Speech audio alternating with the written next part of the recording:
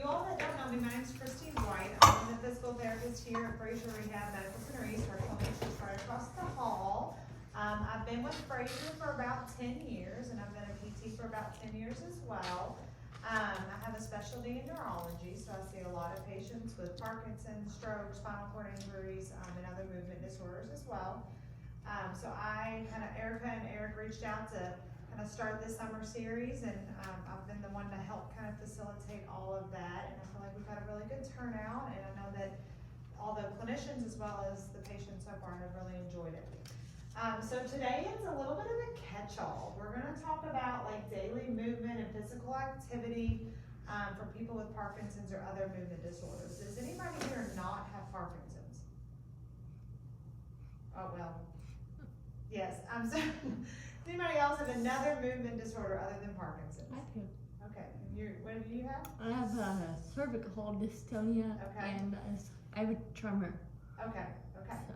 Sounds good. I just wanted to touch on any of those if it was other than Parkinson's. So, it's kind of a catch-all. This is I've kind of bundled up a lot of information that I sprinkle into all of my patient education. So when we see somebody, obviously we're providing a lot of specific exercise and techniques, which is what Jessica referenced with more of the rehab-based in-service that she gave a few weeks ago. And this one's just kind of general guidance, tips, and tricks of ways to improve your physical activity, but also just kind of increase your exercise and make it a little bit more meaningful or specific to you. So the objectives is to understand how movement disorder impacts your movement and your daily activities, to learn some strategies to overcome these physical limitations, and to learn ways to safely increase your physical activity and understand how to effectively and safely exercise with different movement disorders.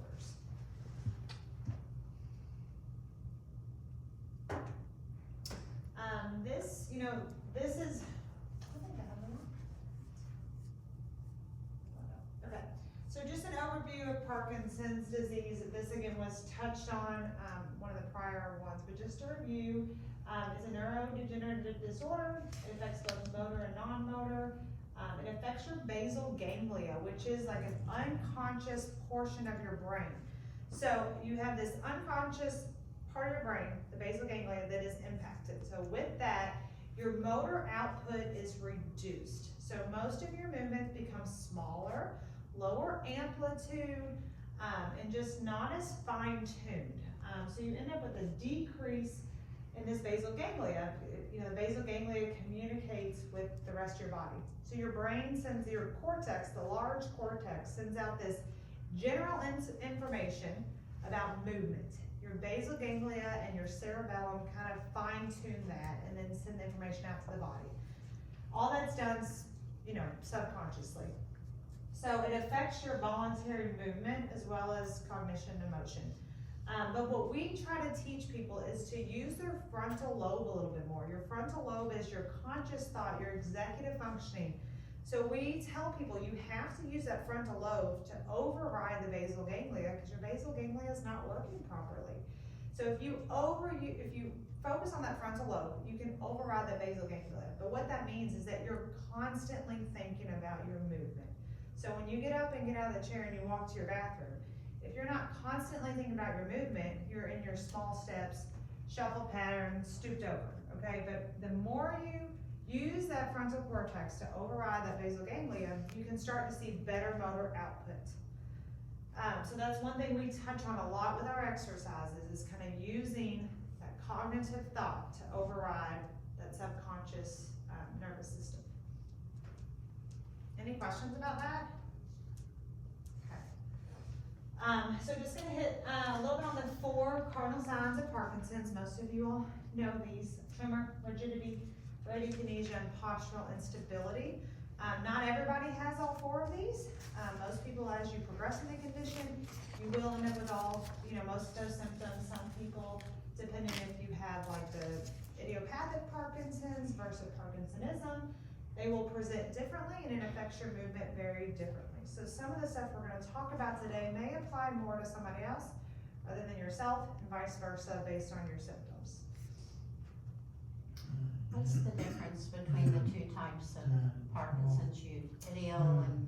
The idiopathic is kind of just that standard Parkinson's that you see. It starts off with usually a resting tremor is one of the first signs, and it ends up with, it starts on one side of your body, and then it progresses to the second side, and then you end up with like trunk rigidity and then gait and balance issues.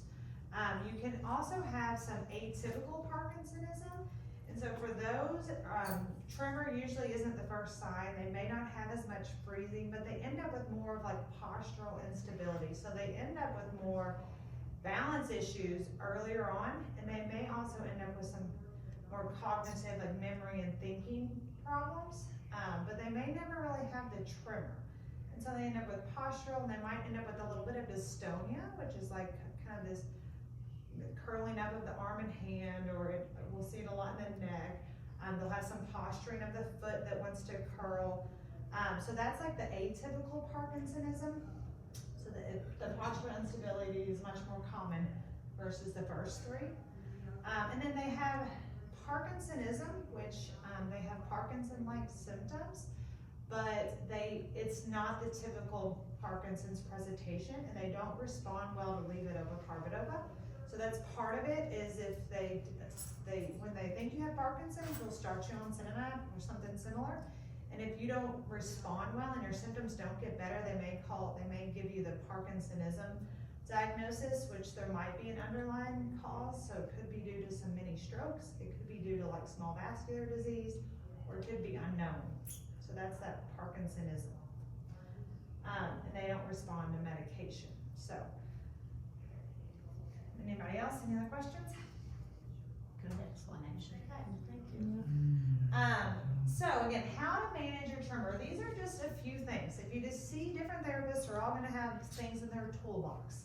But one easy thing that people can do to help manage their tremor is weight-bearing exercises. So the picture that I demonstrate here is a lady in quadruped. Not everybody can do that position, which is fine. It's just a kind of a basic one.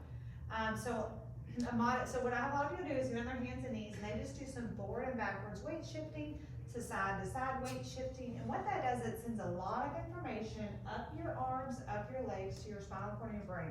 So you get a lot of sensory input to your body. And that helps with regulation. The basal ganglia and the cerebellum help take that sensory input, that sensory information, and that helps that communication with the output as well, which is where most movement disorders have trouble with, is the output. So it just increases the nervous system input, and it also can kind of help reduce tremors in the moment and shortly after. So hands and knees, but if you needed to modify, you could put your hands like on a countertop and do some weight bearing this way, even on a wall, and kind of do like some weight bearing through the wall. And then there's other ways to modify it in sitting as well.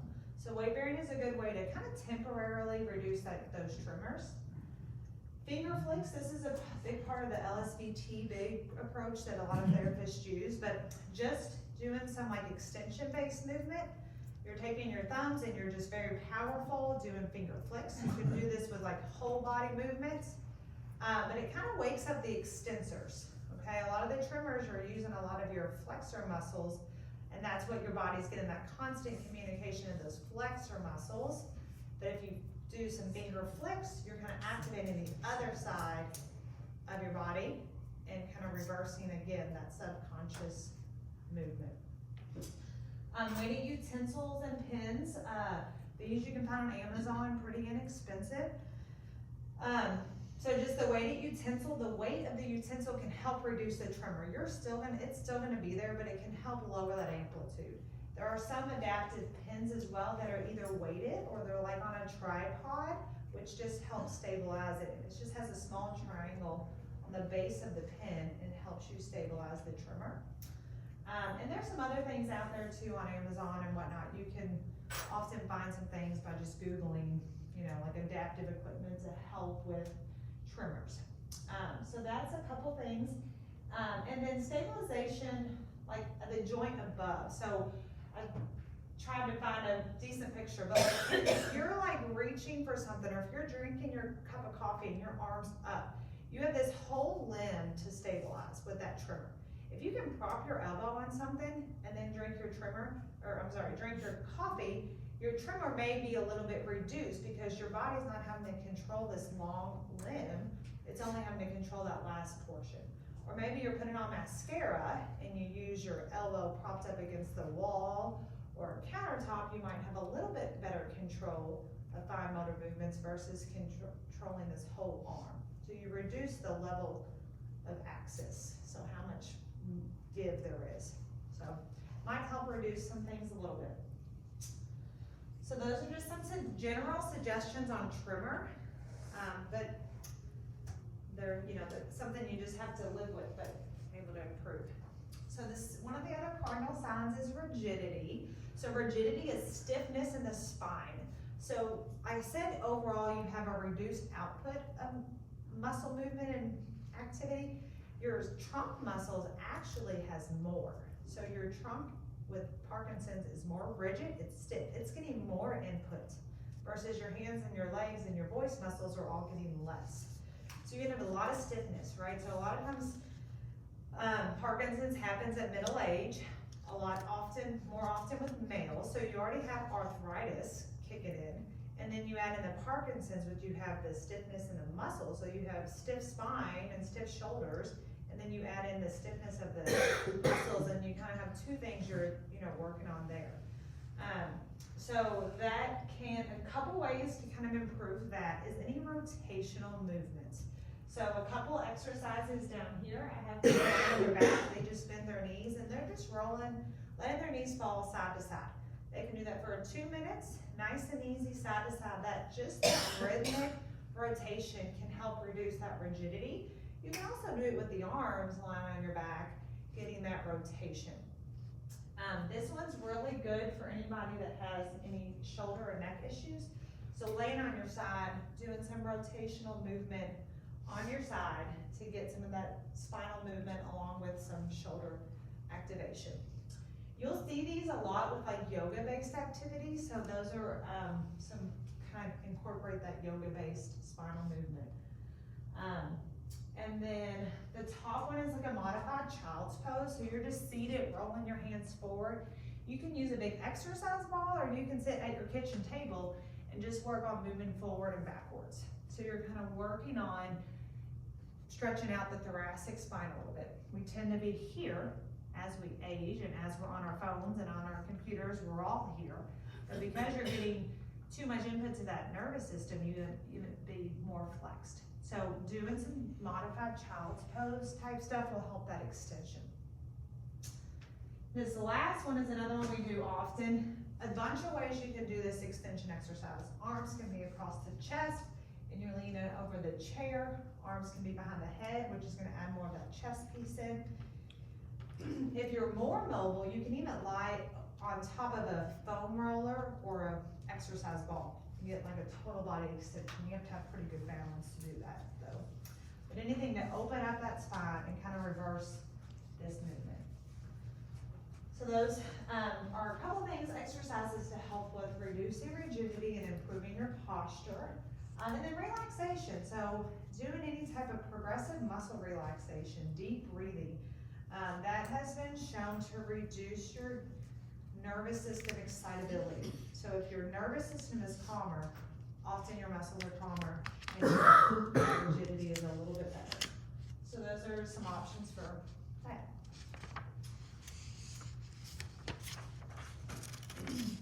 Bradykinesia, that means small movement. So we talked about again, basal ganglia ends up with small movement. So one of the classic signs that people see with Parkinson's is small handwriting. Your handwriting becomes tiny and barely readable. Your voice becomes soft, your steps become smaller, your movement becomes smaller. So all of that is small movement, which is what bradykinesia is. So you get small movement and you also have like a reduced power, reduced output in that power. So we work on large amplitude. So just dialing everything up, right? So when we work with people, and you can hear about this more next week with voice, we say, act like you're speaking across the room. We need it louder. When it comes out, it's gonna sound normal, but we need you to increase that motor output and to end up getting your normal tone of voice. Same thing with steps. I want people taking very dramatic steps, okay? You're in your mind, you feel like you're walking like a toy soldier, but what we see is a normal step. When you don't think about it, you're taking small steps. So large amplitude, it's gonna be more energy demanding. It's gonna take conscious thought, but the more you do it, the more it becomes more natural. So large amplitude, so anything you do, exercise-wise, you wanna work on those large amplitude movements. So these pictures are kind of random, but they're just like like what I often give people. Like, I want you to pretend like you're on a Broadway play, right? When you're walking, big arm movements, big leg movements, very dramatic. You're not gonna look like that. You're gonna look normal versus looking very small movements. So you wanna be very dramatic. I always reference like a Broadway play. And then with the resistance running that you see this lady doing, we do some things in therapy, and you can do it, with the help of friends and family, where you're getting some resistance. And when that resistance is taken away, your movement is bigger and better. So when people run and they're training, they have resistance, where they take that because their brain's putting extra input into their running. They're working harder, they're using more force because they're working against this resistance. When they take that away, they take off. Same thing with batters. They usually, when they're warming up, they usually have a little weight on their backs because they're trying to get that nervous system to increase that output. So they're working against resistance. When they go to take the actual bat, they take that resistance off and they have more power. So that's what we're doing with just that being cognizant of larger movements. We're kind of in that same thought process, is that we're making you work harder so that when you don't think about it, that output's still elevated. So any type of resistance training can be helpful. Strength training. The rock steady is great for that because you're getting a lot of force, a lot of power. You're working on those large amplitude movements.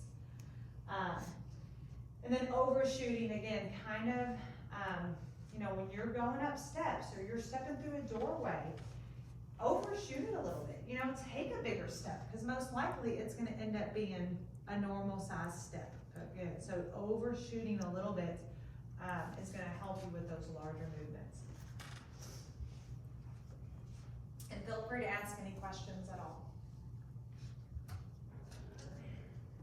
So I'm gonna let you watch a YouTube video. I'm probably gonna have to get it where I want it to be, about bed mobility. So a lot of people with Parkinson's and other movement disorders have trouble getting in and out of bed. That trunk rigidity. You're stiff in the spine, right? And then you go to use your arms and legs to help, and your arms and legs aren't moving as much as they used to. So between the two, you end up with a lot of difficulty getting in and out of bed.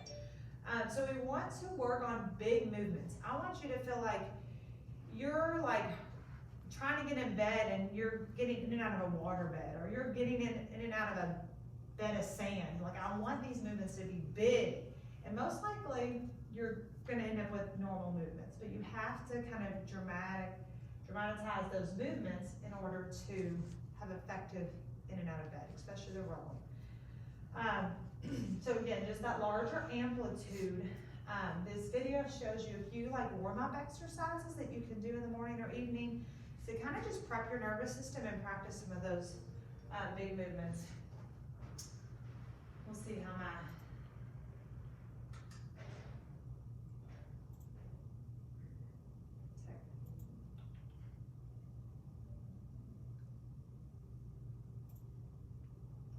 There's Patrick Lasasso. I often say in the character, in my case, over in bed. Okay, I'm gonna push back here, and we're gonna turn this into a little core and movement drill here. So I'm just gonna lay flat.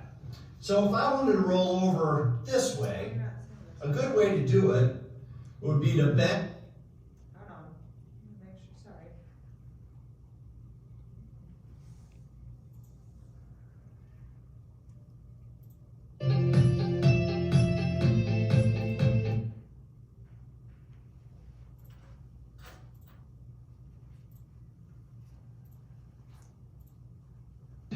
the knee that's away from that direction and push down and bring my body up and across to roll over. I can also reach with this opposite arm over to the side. You could either take your arm, put it up overhead to get out of the way, or for what we're going to do now, just lay this arm with the palm up, and we're going to reach up and come on over and clap your hand. If I were to go the other way, I'm laying both hands out here. I'll bend this knee, and I'll reach up and across with that same side arm and turn over here. You can see once you get to this position, it's going to be much easier to kind of roll yourself up. So, here we go. Arms out to the side. We're turning this into a little routine, and we'll do 3 pumps over this way. 1 and back, 2 and back, and 3 and back. So I'm reaching with this arm and I'm pushing down with this leg. And now we'll switch. And press and roll. 1 and back, 2 and back, and 3 and back. So we've gone 3 times side to side. Now, to make it into a little routine, we can alternate it. Up and across and back and down. And up and across, back and down. Up, roll across, back and down. And one more time, up and across, back and down. That's it. I hope you like it. Keep moving, my friends, even if it's in your bed. And I'll see you at the gym. I'm Patrick. It's easy for him. I was about to say, I don't think he has Parkinson's. I'm tired Not of it. only that, it's a bit antisocial if you're sharing about it. Is it what? It's a bit antisocial if you're Yeah, sharing about it. yeah. He, I think he runs some type of Parkinson's support group or something. I'm not sure what it is. But I like that routine. I give people that similar routine to do. You have a little bit of a cut there. So I like that little routine. You're adding that rotation that I was talking to you about earlier. You have those big movements, and then by bending your leg and kind of pushing through your foot, you're using some of your strong hip muscles to help you with the rolling. So that's a good way to kind of capture that rotation and the power movements. He's in the center of his bed, which is obviously a good place to start for you all as you feel more comfortable, because most people feel like they're going to roll off the bed. So get in the center, or at least scoot a little bit away, and use that as an activity. As you start feeling more comfortable with it and have control, then you can just facilitate that and use that with your regular in and out of bed. A lot of times we see people with Parkinson's get up and they're just like a rigid board, and they kind of sit up and then they throw their feet around. Well, that works for a long time, but then eventually it doesn't work anymore. You don't have the core strength to do that.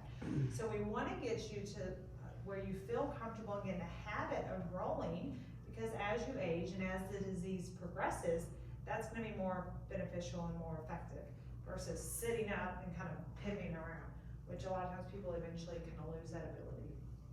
How would you do that in the hospital bed with rails up there? So the rails actually help because it gives you a little bit of a safety, so you can be a little bit more aggressive, I guess, with your larger movements, knowing that that rail's there.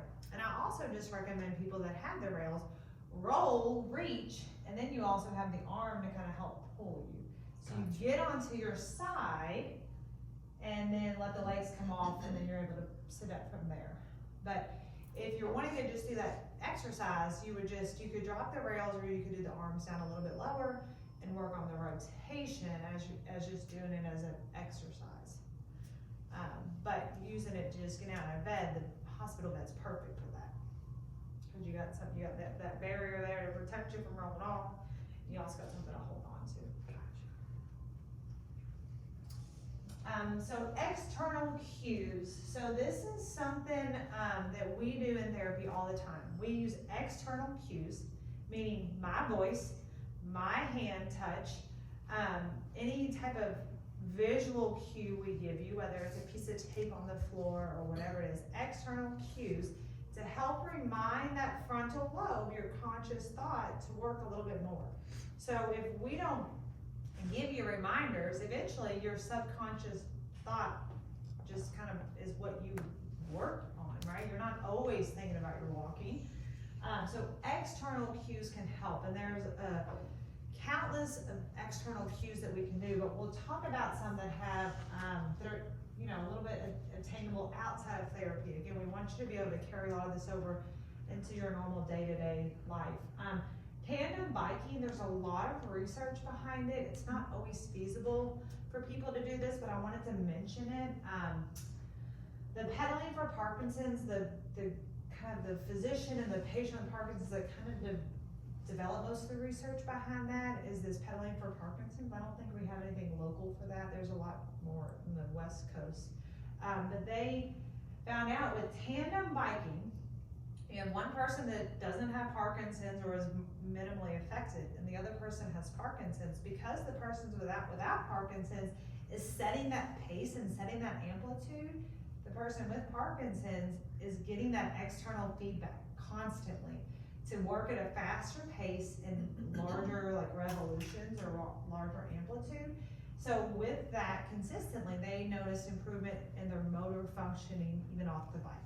Better balance, better mobility, better walking, all that stuff. Because they were constant, whether they were doing 20 or 30 minutes on the bike, they were getting those external cues and really getting that nervous system working in a higher function. I try to do this some with my patients using a recumbent bike, the new step or any other bike at the gym that you can do, because it forces you to use both arms and both legs. You're getting that rotation that we talked about earlier. And then what you can do is look at your revolutions per minute and make sure you're working at a higher intensity. So you might get on and you might start at 60, 80 or whatever revolutions per minute. And most likely what happens is after 5 minutes, you're down to like 40 revolutions per minute. Well, if you have that visual on your screen, I need to stay at 60 or 80 revolutions or above the whole time. It gives you that larger amplitude to work at a little bit higher intensity, which is what our nervous system needs. So the recumbent bike is a good option because you have that piece there. It doesn't really measure how big your movements are, but most likely if you're trying to work faster, you're probably gonna end up with bigger movements, for the bike at least. So again, just some external cues, not feasible for everybody, but a good option. I often will encourage people to join Planet Fitness or whatever for $10 a month and just go ride the bike if you don't have one at home. That at least gets them to the gym. It's something that they feel safe to do on their own and can do on their own. And then if they get there, they might do more. So a lot of times I'm like, just join $10 a month or wherever works out. But just to get them there and get them on the bike, that's cardio, that's that rotation, that's that larger amplitude movement, that's really kind of getting that nervous system more active. And if they just start with that, that's usually a goal that I have for a lot of people, is just to get there and start that. You can also, Amazon has everything nowadays. I know some people end up finding fairly inexpensive recumbent bikes that, you know, for their house. But, it's just a good starting point, especially if balance is an issue.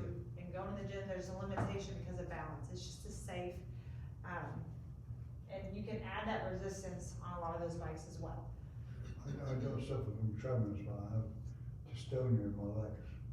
My legs, they don't actually jump around physically, Yeah, but they feel like they are. And Yeah. I find riding a recumbent bike is one of the things that eases them. yeah, yeah.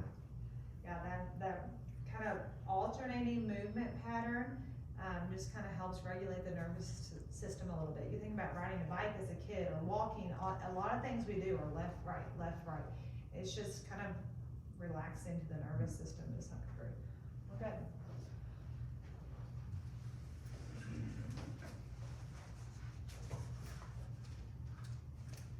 I don't think I mentioned this anywhere else, but another thing that we do with external cues, and it may be on another slide, but I don't want to touch on it here, is using tape or other visual reminders in the home. So my grandfather has Parkinson's, and he was starting to have his first couple falls. So I went to his house and kind of looked around and was like, where do you notice you're having the falls most often. So he told me it was walking into his laundry room, which is just a little offshoot of the kitchen. So it's this doorway, he's got his trash can right there, and then he's got this doorway. And he goes into his laundry room, which is tiny and, jam-packed, and that's where he's having a lot of his falls. So we moved his garbage can out of the way, so it was a little bit visually more open. And then I put a couple pieces of tape down on the ground. So as he's approaching his laundry room, he sees these pieces of tape, and it's a visual cue to take bigger steps. He's one to shuffle. Not everybody does the shuffling, but if that is a thing, those visual targets on the ground, it gives him something to step towards so he doesn't end up in the shuffled pattern. So that's a great option for people in those transitional things, in and out of a bedroom, in and out of a hallway, especially if freezing or shuffling are an issue. But anywhere that you may have problems with balance mobility, think about, do I always have falls here? Do I always shuffle here? Maybe some tape on the ground would be helpful for you. And if anybody needs that done, I haven't mentioned it in a long time, but I do that for people in their homes.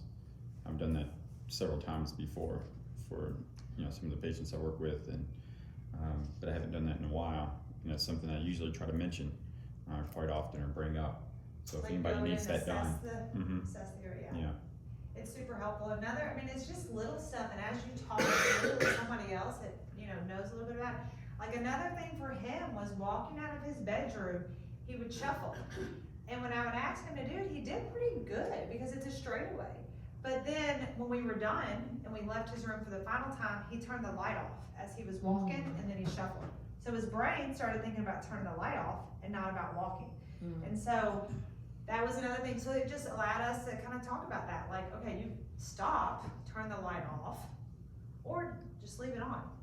He's turns all lights off all the time. I'm like, just leave it on. Who cares? It's one light bulb, Or just stop, turn it off, and then walk out of the room. So yeah, talking through some of those things kind of helps you figure out, especially if you're always falling and losing your balance in the same spot. Something's going on that we might be able to help work through. Turning. So this was a study that was done about they called it a clinical gait sign. So kind of assessing people with Parkinson's and where they were at, kind of assessing their mobility. So people that did more of a spin turn and could turn versus the people that made more of a U-turn, those with the spin turn obviously had a little bit better mobility. They were at either an earlier stage, or their gait and mobility were not as impacted by Parkinson's. So that's, it may help kind of catch people at an earlier, diagnose people earlier. But what I like to give this a visual is when people start having any balance issues or postural issues, I encourage them to do a U-turn, because turning, that pivot, often gets people tripped up. They may shuffle, or their feet may crisscross, or they might have too much postural instability where they lose their balance. So I will often encourage people to start practicing more of a U-turn versus a pivot turn. It becomes a lot safer. And I also like to prep people for the future. So you might be able to get away with this pivot turn right now, but in 3 years, you might not. So I go on and will work with getting them in a habit of taking a U-turn in order to prevent those falls with turning in the future. So I like that visual, that that it's a sign that if you're naturally doing a good pivot, you're obviously at a better clinical aspect for walking. But I encourage people to end up doing a U-turn. And as the disease progresses, I find U-turns may get pretty big, that I encourage people to do if falls and shuffling during turning is an issue, or freezing. Another thing, a little bit more, I wouldn't say advanced, maybe not for people in this room, but some of my progressed Parkinson's patients, this would be difficult for them to do. But we work on like box 90-degree turns. So you start forward, your feet are pointing in one direction of the room, and we're working on a 90-degree turn each direction. Okay, most people have trouble doing that in one step. It ends up being 2 or 3 steps to get there. So again, working on that larger amplitude movement and making tight turns a little bit safer, But this is an activity that you can kind of practice in your home. Again, my grandfather in his tight laundry room, I had him doing some of these from the washer to the dryer, from the washer to the dryer, to help him with those bigger movements. And again, just some extra little bit of activity that he can squeeze in throughout the day.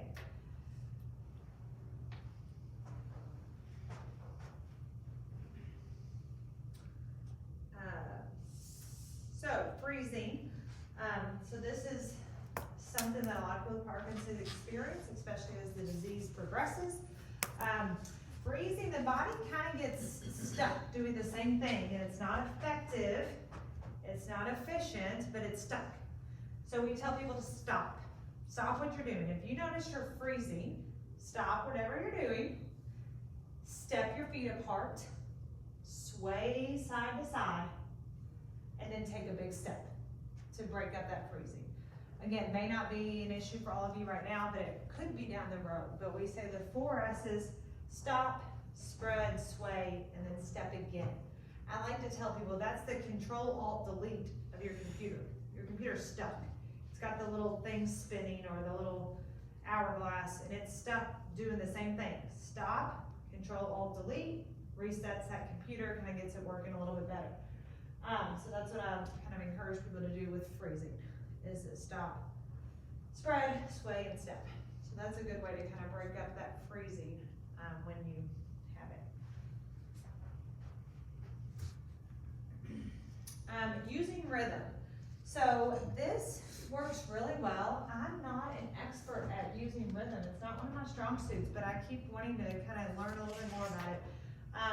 There's a lot of evidence and research behind like using dance to help with movement, because you can follow the beat of the music and you can get in sequence, and that can be that external cue for the brain that I need to move at this pace and I need to move at this speed. If you're working with a partner, that's another external cue. They're kind of help facilitating that weight shifting or whatnot.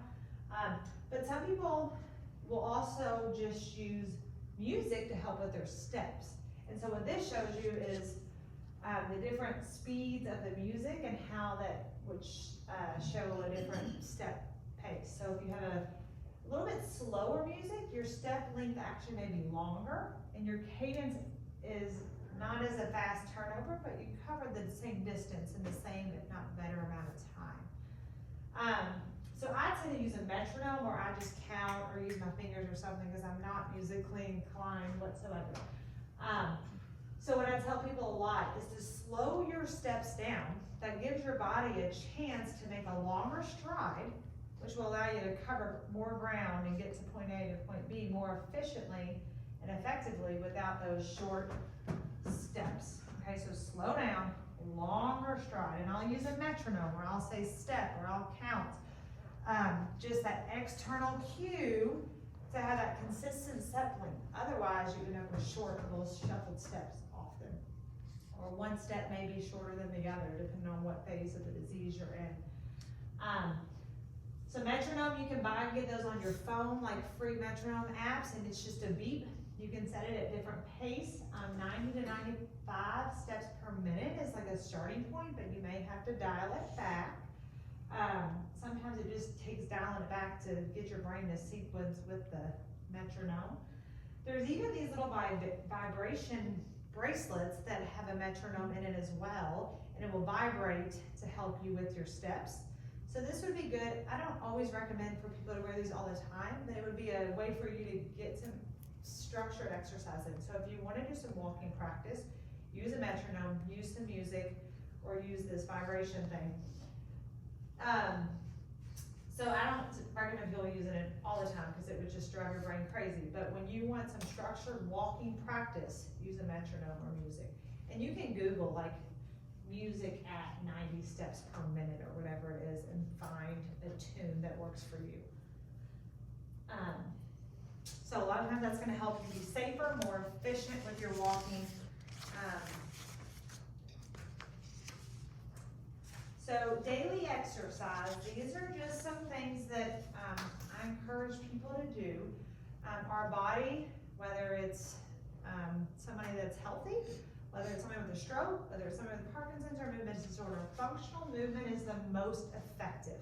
Our brain wants to move. Our bodies are made to move.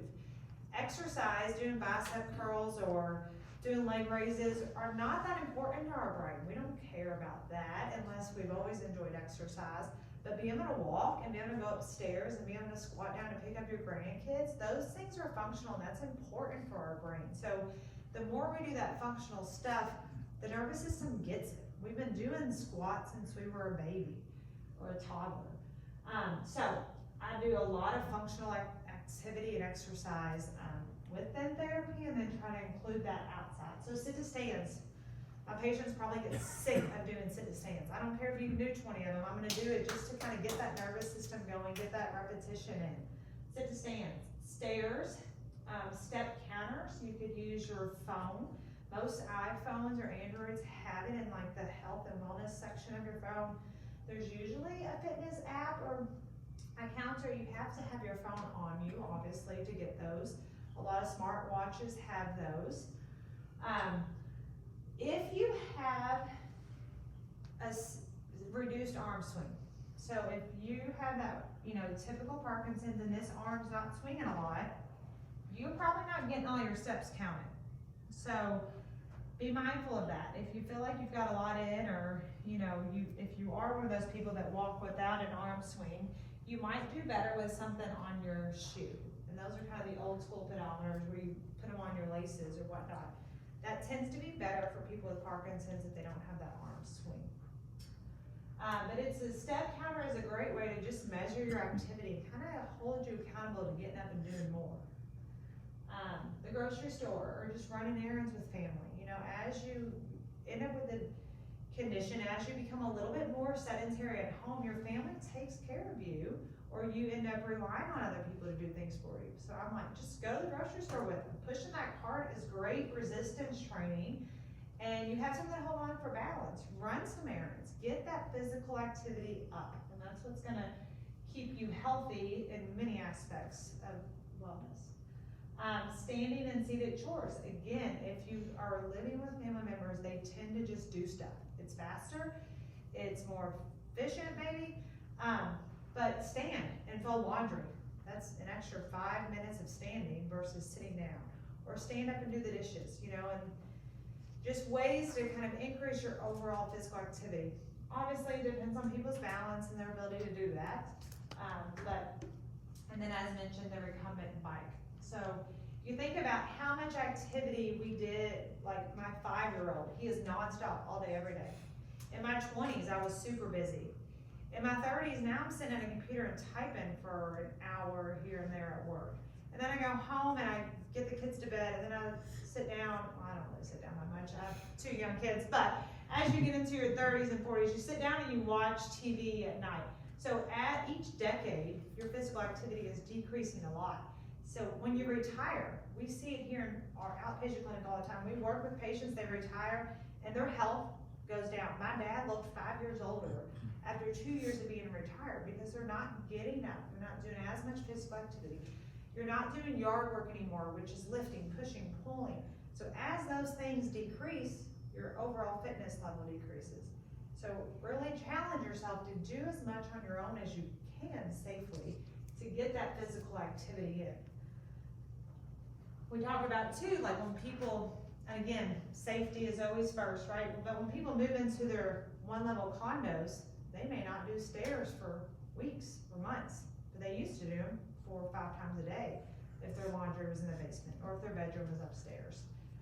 So just be mindful of doing what you can each day to increase that physical activity just a little bit.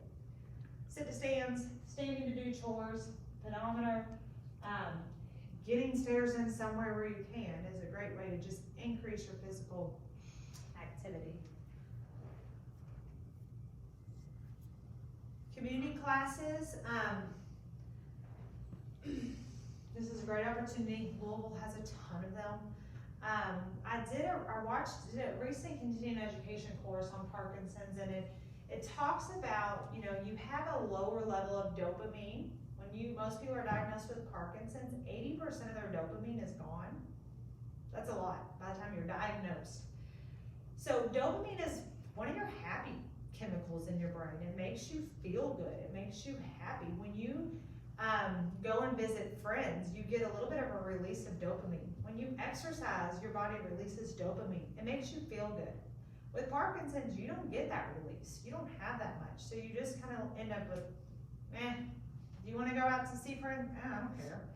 Do you want to go exercise? Do you want to go for a bike ride? You used to love riding bikes. I don't care. Well, you're not getting that dopamine. You're not getting that feel-good sensation, that feel-good chemical after activities that you used to enjoy.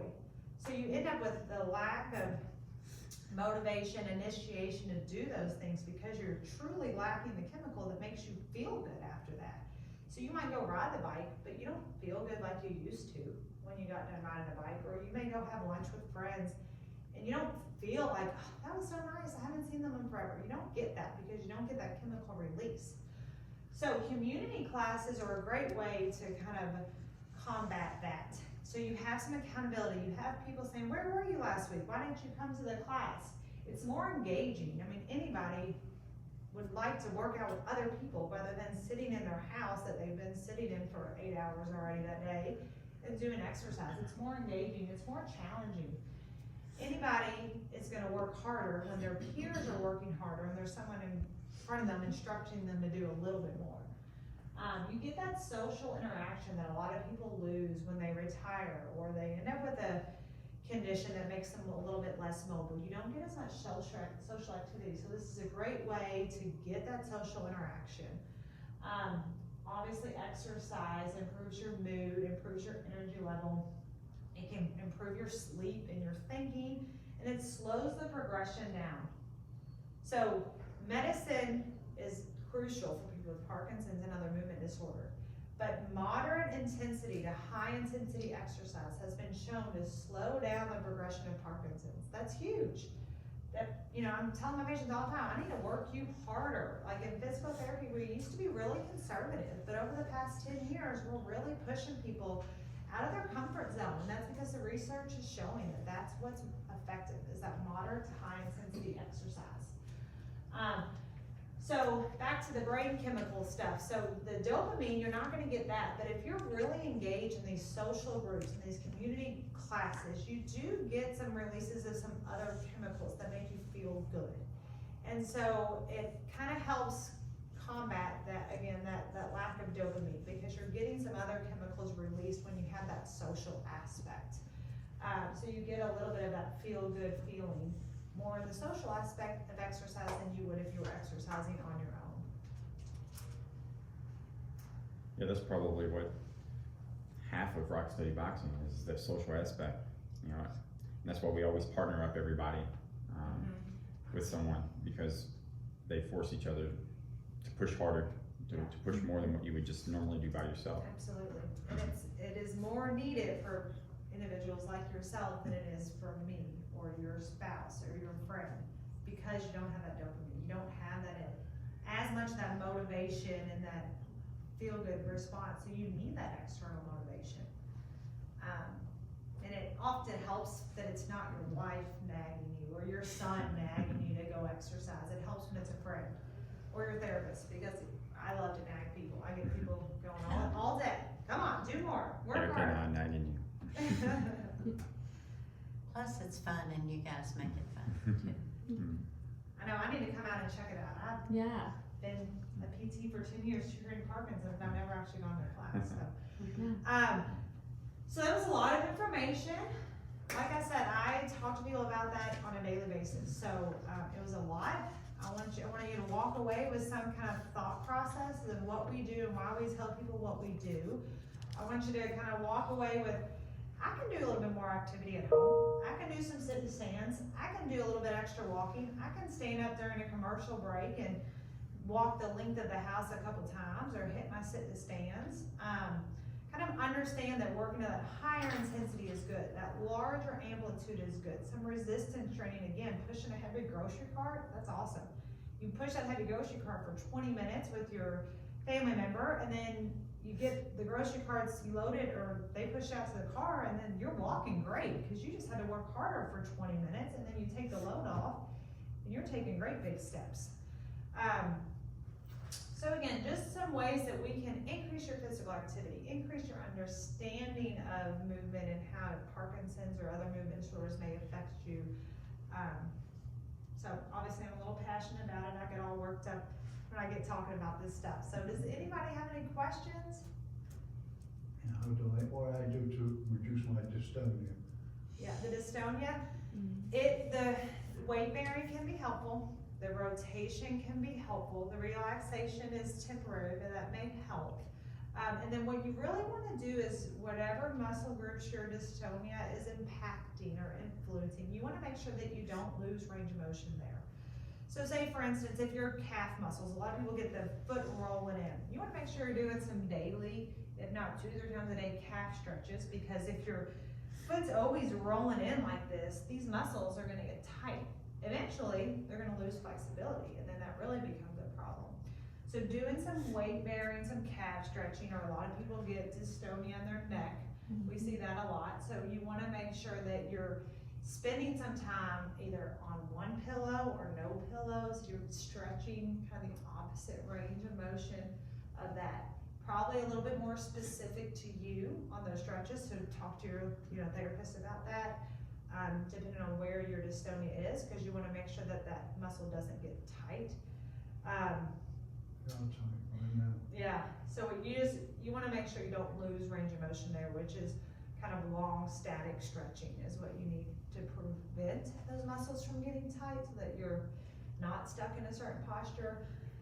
And then the weight bearing, the rhythmic rotation. But weight bearing can be done in many, many ways. So any standing exercises, squats, lunges, you're getting a lot of weight bearing with lunges. You're forcing your calf muscle to go through that range of motion while you're bearing weight through it. You can do all kinds of yoga-based stuff. If it's upper body dystonia, you can get a lot of yoga-based stuff to work on weight bearing and lengthening those muscles. It's gonna help minimize it. It's gonna help prevent it from getting worse or causing secondary effects, but unfortunately, we're probably not gonna take away your dystonia. And there might be some medicines that might help reduce it, but so definitely talk to your physician about that, because And depending on location and what muscle group and things like that, Botox is always an option as well. Erica does that herself for her dystonia in her neck. Yeah. They inject the Botox right into your muscles to relax those muscles. How is that going to help my legs? Because what that does is that relaxes the muscles that are tightening up, because that's what Botox does. And so it helps Erica out a lot. Yeah, in her we neck. have several people in our program that get it for their feet and their legs. It's temporary, but it has been shown to provide a lot of relief. But it's trial and error when you're first trying it. But there has been a lot of instances where it has shown a lot of relief. So it's another option. It stops me sleeping most of the I time. know. Yeah, it's something that you'd want to talk to your neurologist about. Yeah. But Yeah, and your neurologist would be Yeah. the one that would be able to do it. yeah, Dr. Holliday actually gives the injections herself. Okay. And And her dear. yeah, that's a good suggestion there.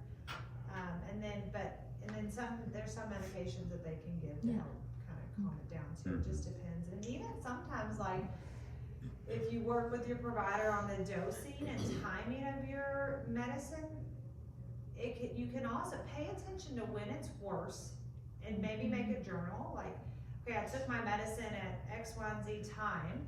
The dystonia was worse at this time. So sometimes when your Parkinson's medicines peak, when they're at their highest, most effective time, sometimes people end up with worse of that dystonia and or dyskinesia, which is more like an uncontrolled, like like turning and tightening. turning, kind of this withering snake-like movement.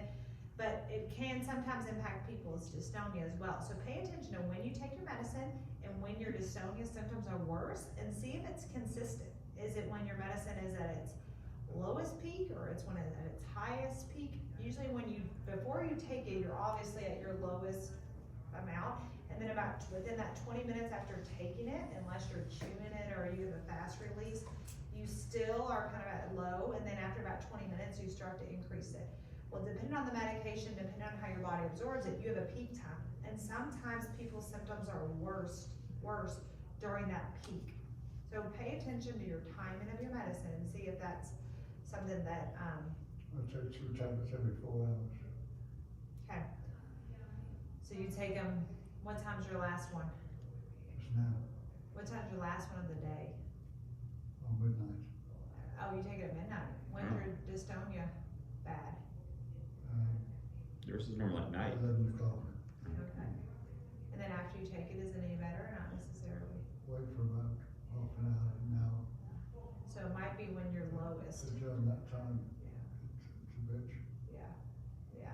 So maybe talk to your doctor about that timing aspect and see if you can work with that. I'm not So sure. don't take them necessarily each day. If I actually get to sleep, and I might not take them on, but it's not anyway.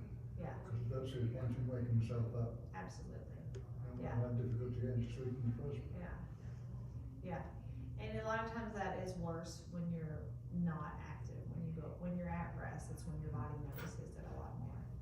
So, and that's another thing that I didn't specifically mention, but another good point is think about too, like if you have a lot of sensitivity to your medicine, take advantage of the times when the medicine's working well and exercise or do your more physically challenging tasks during that time. So if you know 20 minutes after I take my medicine, I have about an hour and I'm doing great. Well, that might be when you do yard work, or you might exercise, or you might do other things. And then that time where you're 20 minutes before your medicine and 20 minutes afterwards, when your symptoms are worse and you're more stiff, you're more rigid, and you're shuffling, that may be when you sit down and watch your soap opera or whatever. So think about your, I know that's dated, Just soap remind opera's me dated, of isn't it?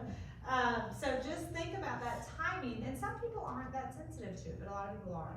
So you may utilize a time when you're doing really well to do your more physically challenging activities, and then take your, we call them on and off times. I don't know if you're familiar with that, but your off time is when you might sit down and do some type of, whether you're making your phone calls or you're doing your checkbook or whatever it may be. Any other questions? Thank you. Yeah.